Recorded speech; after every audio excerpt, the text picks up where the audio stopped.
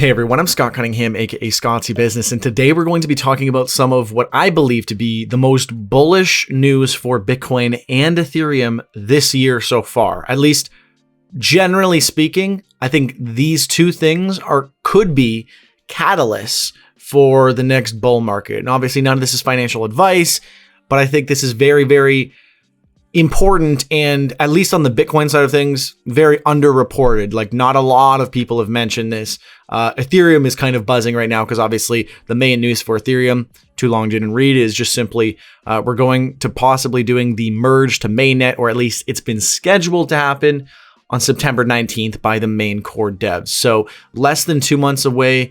Fingers crossed it doesn't continually keep getting pushed, but it seems like they're pretty confident that this is a firm date. Before, we didn't actually get confirmation from the Ethereum devs, as far as I know, so this is much more solid.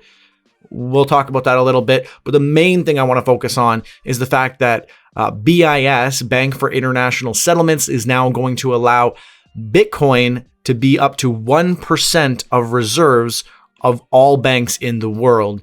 And I'll talk about why that is so important and how it could effectively buy up all the remaining liquid supply of Bitcoin and basically cause a supply shock, which would catapult Bitcoin into massive gains. And Ethereum will go along with it, probably with or without ETH 2.0, but all those happening together, massive catalyst for the next bull run to start before this year is over. Or, you know, once banks actually start doing this, probably. So it's a little contingent on if that actually happens, how many banks actually do this. We'll talk about all that after a quick word from my sponsor. A big thank you and shout out to my sponsor, Cake Wallet, which is an open source, non-custodial Bitcoin and Monero wallet that also has a built-in exchange. It's available on iOS and Android. All right, so let's start by looking at this article, which is so important. And it's, again, the Bank for International Settlements to allow banks to keep 1% of the reserves in Bitcoin. That's ever so slightly misleading because there may be a way for them to include other cryptocurrencies as well. They don't actually get into that. They do have all these different stipulations, and I'm not a lawyer, so I'm not going to pretend like I know exactly what they're saying. However, this is the actual PDF here, and they do mention Bitcoin by name where they say here, such as Bitcoin. So Bitcoin is absolutely included in this, in this category or this definition. And, they do say with no large exposure limits where there is no counterparty. So there is some pretty specific limitations. I don't know how many cryptocurrencies could get looped into this or what could actually fit this description.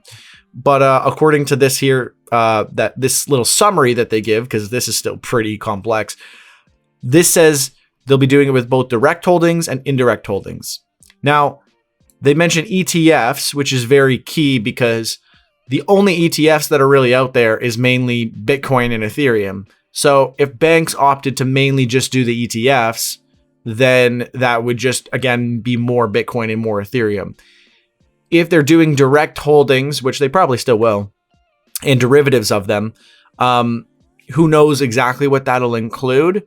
But I'm going to make an assumption that it's mainly Bitcoin that we're talking about here since they directly mentioned it. So for the sake of this example that we're going to be talking about, I'm going to be using Bitcoin to sort of illustrate what we've got here. And this is just one potential scenario. And this is like a very moderate example of the scenario. It could be way better than this if they're including Ethereum and all banks get involved and all this stuff.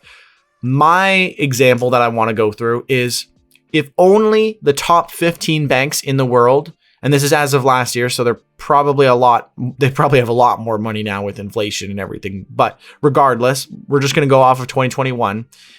There's about $30.1 trillion in total for all these 15 banks, right? 1% of that is close to 31 billion with a B. $31 billion for 1% of the reserves. Now let's make sure my math is correct here. At Bitcoin's current valuation of $22,777 US, that would be able to acquire approximately 1,359,677 Bitcoin out of the current 1,457,477 Bitcoin that are currently listed as liquid on Chainalytics. That is 93% of the total liquid supply. And this is only an example with 15 of the banks and a year-old data. I'd be shocked if this was lower. So most likely, they would have more than enough money to do this and to actually make huge waves. And this is just the top 15 banks. If every bank, or even only 50% of banks, or even maybe just 30% of banks do this, this could still probably play out the same way. I just wanted to use a very simple example to just illustrate it very clearly as to how big of a deal this could be for the crypto market. And just to confirm where I'm getting my data for liquidity, currently as of last week, the liquid number of Bitcoins is exactly what I just stated. So, and this is an analysis over the past 180 days essentially, but currently this is what we've got. So, I mean, there might be other things where you can look at what's the liquid supply. It might not be exactly this. It might be a little different. It might be, okay, I'm sure. That's fine. But in this example, with only 15 banks, that's 93%. If you did it with just the top 15 US banks, that's still about over 10 billion. And that'd be about nearly 1/3 of the liquid supply. So, if enough countries actually care to do this, and enough banks get involved, this will be bought out really quick, and then we'll have a supply shock. Bitcoin will be very hard to acquire. It'll just be based on whether people are willing to actually sell it. And that would be the biggest catalyst for a huge bull run in the crypto market. This was only 24 days ago, so we still have tons of time for this to actually play out and see the effects of this. And it really feels like this happened almost around the bottom of the market. And then since then, we've been going back up. So I wonder how this plays into that. And, I'm very interested to see how this all plays out. But needless to say, this is huge, huge for crypto, specifically Bitcoin. I think the whole market will benefit. Obviously, none of this is financial advice again, but this is such big news. And I don't really see a lot of people talking about this, that I think this is pretty underrated for how big of a deal and how big of an impact this could have on the market. So that's kind of my breakdown on how that would happen for Bitcoin. The other major news, obviously, is that Ethereum is set to go through their mainnet merge September 9th, according to the main Ethereum devs, one of their core developers, Tim Biko, however you pronounce his name. He presented the possible date, and no core devs objected, so it is now assumed that that will be the day. Again, there was no hard confirmations, so we can't say for sure, but this is probably the most firm date that we've gotten so far. I mean, we keep getting dates, but they keep getting pushed back, but we weren't really getting that information from the devs and having this strong of a confirmation. Again, it's not really a firm confirmation, but this is the best one we've got so far. So, even if this doesn't happen and what happens with the Bitcoin and the banks and stuff happens, I still think that would be more than enough to get everything going, including Ethereum. But if we have that happening alongside ETH 2.0, that is just such a huge catalyst for a massive bull run market to start. And that could happen before the end of this year. So, fingers crossed that this plays out well.